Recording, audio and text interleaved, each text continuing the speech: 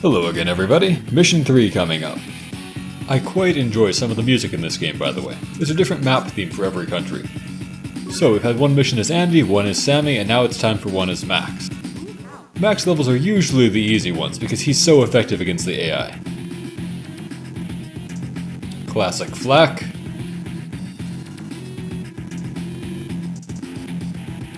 Not entirely sure what Flak's motive is in this scene. It's not like he has the forces to win if he lures us into a fight. Although he is an idiot, of course. Max and Flak are, of course, similarly enormously muscular. Max gets huger every game, although his units get weaker.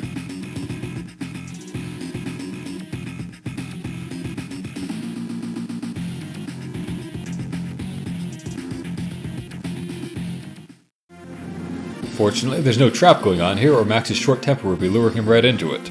Flak is just being stupid and picking a fight he can't win. Alright. As you can see, this is our first mission with air units. And this time we have superior numbers of air units, so it'll be quite easy to use those for a decisive victory. Those of you who've seen me play other strategy games know how fond I am of air units. No idea why Nell doesn't actually take command of any battles during the campaign. You can unlock her later, she's a moderately powerful CO. One of the secret ones will only get unlocked after you complete the campaign if you got a good enough overall ranking.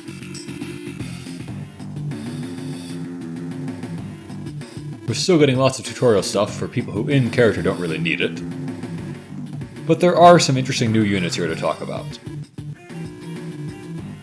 Max is very good with air units actually. He's good with every direct combat unit, and air units count as direct combat units.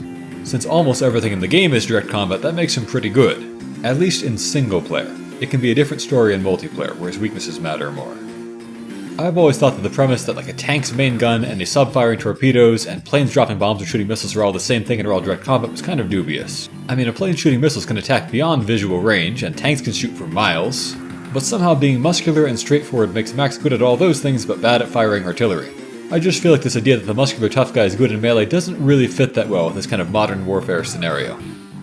In the previous game especially, Max really did not need indirects. He was wildly overpowered with a 50% bonus to all direct combat unit attacks. That could overwhelm almost any defense, instant killing just about everything. He got a huge nerf in this game. He only has a 20% attack bonus. That clearly makes him a lot weaker than in the previous game. In single player, he's still excellent. Certainly more useful than Andy or Sammy, 95% of the time. But multiplayer is another story. Indirect combat is quite important there, particularly in Fog of War map. Those who've seen me play other strategy games know how much I love air units, so it won't be surprising to hear that I say they're the key to victory here. As in most games, air units can fly over any terrain, but they don't benefit from terrain defense. Comparing battlecopters to tanks really sells them short. They cost-effectively dominate every single ground unit except for the anti-air, which hard counters them. So let's establish air supremacy by taking out their B-copter first. Once their B-copter goes down, they have nothing that can effectively fight mine. Once again, you can see the different unit styles here, futuristic for Black Hole and kind of American looking for Orange Star. As you can see, First Strike is very decisive in copter battles, as in most other mirror matchups. As before, notice that a dying unit doesn't get to counterattack at all, so order of attacks can matter quite a bit. Now, over to the east we have what's called a medium tank, kind of a misnomer. Heavy tank would be more accurate. They are substantially slower than regular tanks, only moving 5 squares instead of 6. I should talk about movement types a little bit. Note that tanks can move 6 squares over planes, but forests seem to take up 2 squares of their movement. Tanks have the movement type called treads, which is quite good all in all. Anyway, for now I'll just crowd my units through this narrow choke point. Nell really keeps bringing this up, and he's evidently ashamed of being so bad at it. The thing about this game though, at least in single player, is that CO weaknesses don't usually matter that much to you, because you can just avoid building those units in the first place. Artillery also move on treads, by the way, but with only 5 movement speed, slower than a tank. To illustrate Max's problem, he only has a range of 2 on his artillery, rather than 2 to 3. That's pretty terrible. If you think about it, it means that he covers only 8 squares compared to 20 for other COs. So they can threaten about 2.5 times as much ground with 1 artillery. His damage takes a small penalty too, but that's not actually that important. If you can get an enemy into range, Max's indirects still hurt. All in all, I wouldn't say Max is penalized too hard with the indirects that have longer range than artillery to begin with. Now this transport copter is much like an APC, we can load infantry or mechs into it. But it flies, and it can't resupply things. It's also a little tiny bit cheaper. All in all, for the purpose of transporting things, it's pretty much just better. Nell's advice is quite good here. I will use this T-copter to sneak around and capture their HQ. You can win in about the same amount of time by direct attack, but I think this will be more educational.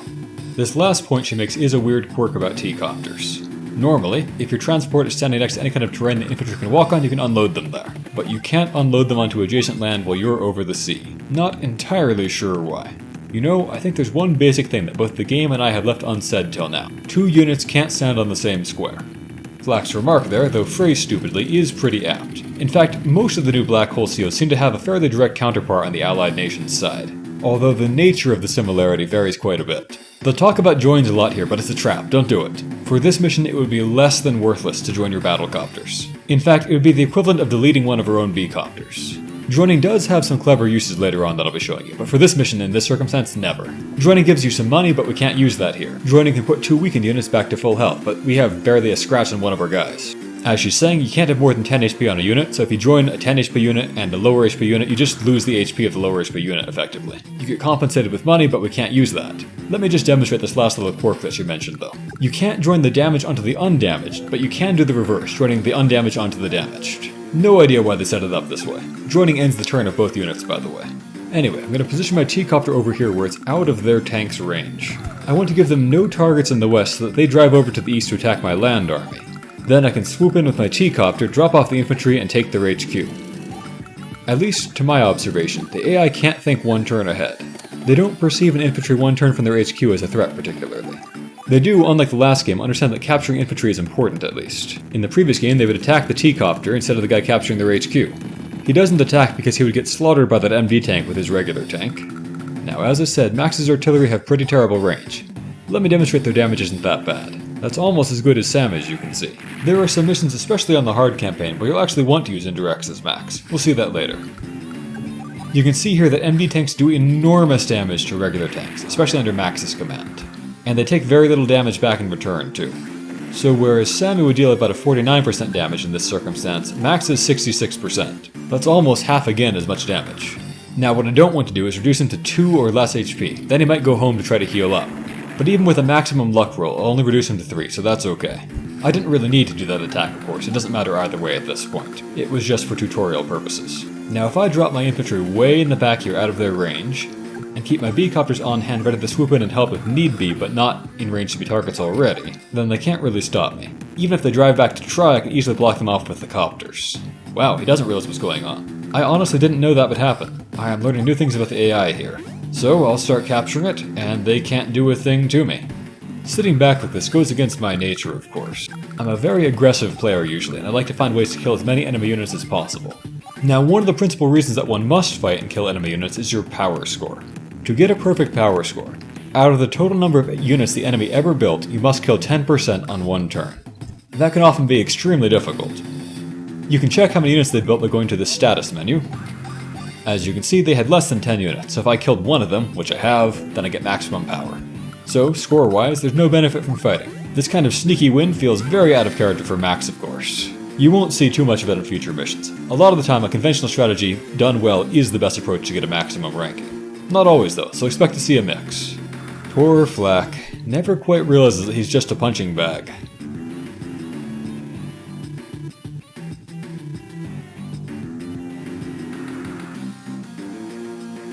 Oh, excuse me, not a punching bag, a dirt bag. There we go.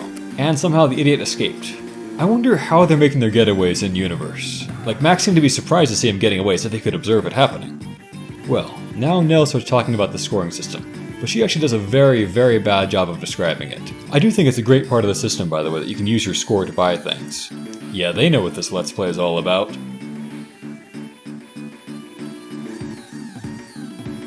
So her description of power here is wildly wrong and can make you get a terrible score. That happened to me my first time through.